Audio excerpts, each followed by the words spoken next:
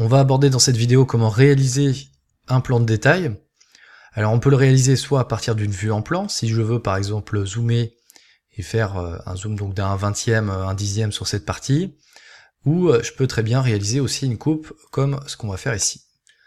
Donc dans un premier temps, je vais réaliser la coupe. Je vais aller directement dessus. Je vais choisir une zone sur laquelle je veux zoomer et puis apporter par exemple plus d'éléments de détail. Ça peut être un appui de fenêtre, une jonction entre un plancher et un mur ici avec un garde-corps, où on va choisir par exemple ce détail, par exemple ici, au niveau par exemple d'un acrotère. Alors pour ça, j'ai à ma disposition un outil dans l'onglet Vue et dans le groupe de fonctions créées qui s'appelle Repère. Soit je réalise un repère en forme de triangle, en forme de rectangle, pardon, ou soit avec une esquisse. Donc là, c'est moi qui vais décider et qui vais pouvoir délimiter exactement la vue que je souhaite avoir. Je vais utiliser moi l'outil rectangle dans un premier temps. Là, j'ai réactivé les lignes fines et je vais aller directement dessus, regarder ce qui se passe, puisque ici, il vient de se créer donc une coupe, et puis aussi à côté, une coupe 1 avec un repère 1 ici, qui se situe là. Donc si je double-clique et je vais dessus, eh bien j'ai bien délimité le cadre que je souhaitais avoir. On va modifier l'échelle, puisque là je suis à l'échelle 1 centième. C'est important parce que vous venez de voir la différence. Je vais refaire 1 centième, voilà l'échelle et les hachures telles qu'elles sont là. Et quand je passe à l'échelle 1 vingtième, évidemment, c'est beaucoup plus détaillé et l'échelle des hachures vont se resserrer aussi pour permettre une meilleure visualisation. On voit le quadrillage et les niveaux apparaître, ça je n'en ai pas besoin, donc soit à partir d'un gabarit de vue ou soit par rapport au paramètre VV, je vais désactiver 1 les quadrillages et de 2 les niveaux. Une fois que c'est fait, là on voit bien que c'est plus épuré. Et je vais rappeler aussi l'intérêt d'avoir un dessin qui soit aux normes de dessin, c'est-à-dire respectant les épaisseurs de lignes et les types de hachures, bien sûr. Donc pour ça et pour travailler sur un plan de détail, on va désactiver ici les lignes fines pour faire apparaître vraiment les différentes épaisseurs qu'on peut avoir sur un plan de détail. Là, je me rends compte que toutes les lignes sont exactement de la même épaisseur, donc on va retourner dans le paramètre VV.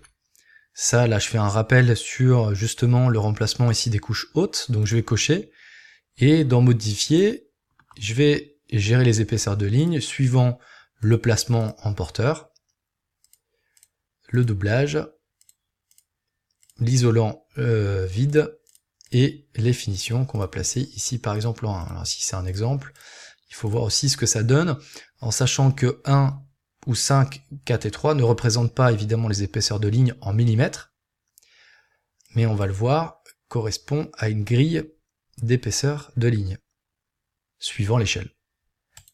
Je valide, et là on voit tout de suite la différence entre donc ici la structure porteur, qui justement, elle, est en trait plutôt assez épais, et puis la finition du placo, qui elle se retrouve en 1. Donc rappel aussi là-dessus, dans l'onglet gérer, je vais retrouver dans les paramètres supplémentaires ici les différentes épaisseurs de ligne. Donc voilà à quoi correspondent tous les chiffres. Suivant l'échelle, je vais me retrouver avec différentes épaisseurs de traits. D'où l'intérêt justement aussi de bien mettre l'échelle tout de suite pour faire apparaître les épaisseurs de ligne et évidemment de décocher les lignes fines.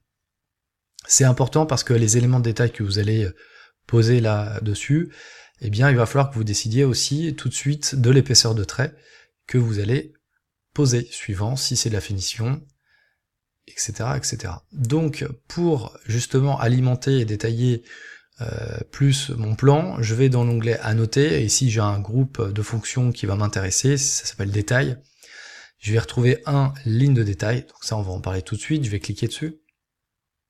Je vais retrouver évidemment tout à ma disposition le mode esquisse qui va me permettre soit de choisir une ligne, soit de dessiner un rectangle, ou à partir simplement d'une ligne. Et là, le style de ligne qui va correspondre directement dans l'onglet gérer, paramètres supplémentaires et style de ligne. Et si je déroule, je retrouve tous les styles de ligne qui sont actuellement dans mon projet. Donc si je suis au-delà, si j'utilise en tout cas ce style de ligne, je serai sur une épaisseur A1. Donc bien vérifier ici, quand vous dessinez, quel type de ligne vous allez utiliser suivant son épaisseur et son motif de ligne. Sa couleur est moins important puisqu'on fera de toute façon une impression monochrome. Donc pour créer une nouvelle ligne, eh bien c'est simple. On va dans paramètres supplémentaires, motif de ligne déjà, puisqu'on peut créer plusieurs motifs de ligne. Donc là j'en ai déjà beaucoup à ma disposition. Si je veux en créer, je vais faire un nouveau. Et puis il me suffira de remplir les paramètres, est-ce que c'est un tiret ou un point. Et puis sa valeur, c'est-à-dire son espacement. Par exemple ici 1. J'appelle mon style de ligne, par exemple, eh bien, tiret, donc c'est-à-dire qu'on va mettre ici plutôt des tirets plutôt que des points. La valeur d'un tiret long, c'est par exemple 1,5, donc on est en millimètres. Et je vais valider. Donc là, je viens de créer un nouveau motif de ligne. Alors, il est déjà utilisé, forcément. Le tiret, il est ici. Et il a déjà, si on fait dans modifier, déjà, en fait, sa configuration et ses propriétés, puisqu'il est évidemment constitué de tirets d'un espace de 1,25 et d'un espace de 1,25. Voilà. Enfin, d'un tiret de 1,25 et espacé de 1,25. Voilà, ce qui lui donne cet aspect et ce motif de ligne. Ça, on peut en créer autant qu'on veut, soit à partir de tirets, soit à partir de points. Ou du tiret point-point, par exemple. Voilà. Là, tout est possible au niveau des styles de ligne. Il faudra quand même que ça corresponde toujours à la norme de dessin. Les styles de ligne sont ici, quand je déroule.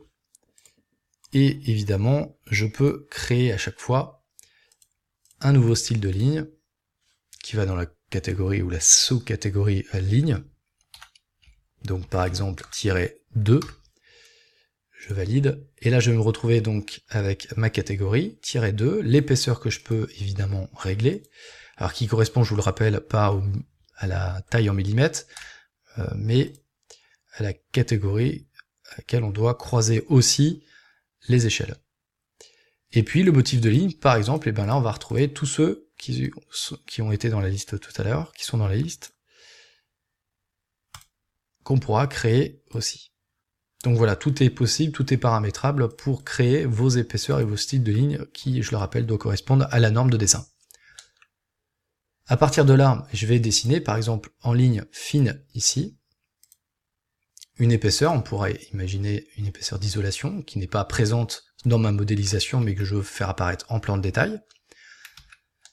Et dans l'onglet à noter, j'aurai deux possibilités, soit d'utiliser ici le symbole isolation, avec, ici je peux définir une largeur, et là automatiquement, on va voir apparaître donc mon isolation, qui n'est pas forcément ici bien placée, mais c'est une possibilité. Mais encore, la possibilité de créer une zone. Donc là, je suis allé un peu vite, je vais revenir sur la zone, puisqu'il y a deux zones, une zone remplie ou une zone de masquage. Donc la différence, c'est que la zone de masquage, on va le voir sur la vidéo, elle masque vraiment une partie du dessin, alors que la zone de remplissage, elle va venir dessiner, créer un motif, voilà, tout autour. Donc là, je vais utiliser plutôt une zone remplie, que je vais définir par exemple avec l'outil ici rectangle, et je vais définir cette zone, et dans cette zone, je pourrais appliquer, après validation donc, eh bien, un motif directement à partir d'ici. Donc ici, je peux mettre isolation, ça reviendra effectivement à ce qu'on a ici, en style en tout cas de hachure, et voilà. Il nous reste une dernière chose à voir, c'est les composants, ce sont les composants, puisque on peut choisir un composant de détail directement en chargeant la famille. Évidemment, il faut aller dans éléments de détail ici. Je vous rappelle que les familles système dépendent évidemment des catégories dans lesquelles elles ont été créées. Donc si je veux un composant de détail, il faut que j'aille dans la catégorie éléments de détail. Je vais retrouver plusieurs choses, des éléments architecturaux, mais pas que. Donc là, évidemment, ce sont des familles qui ont été créées, c'est-à-dire qu'on peut évidemment les modifier aussi, s'en inspirer pour faire d'autres d'autres motifs, d'autres composants, et on peut en créer aussi à partir de fichiers DWG. Parce que là, l'intérêt, si je fais nouveau famille, et je crée à partir d'un gabarit de famille élément de détail, donc ici métrique par exemple, eh bien, si je l'ouvre, je pourrais très facilement insérer et importer un CRO, donc un fichier DWG avec un symbole. On peut imaginer n'importe quoi, une hausse des vents, évidemment, ou d'autres éléments de détail que j'aurai en WG dans ma bibliothèque et que je veux créer en famille et avoir à disposition comme élément de détail pour améliorer mon dessin. Donc je vais pas jusqu'au bout de la démarche, vous la connaissez.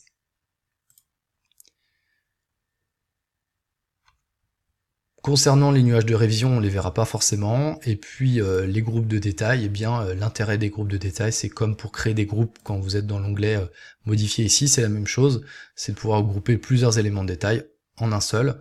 On peut regarder ici la petite vidéo qui va présenter devant nous, et voilà l'intérêt, c'est de regrouper plusieurs éléments de détail et de les regrouper en une seule fois.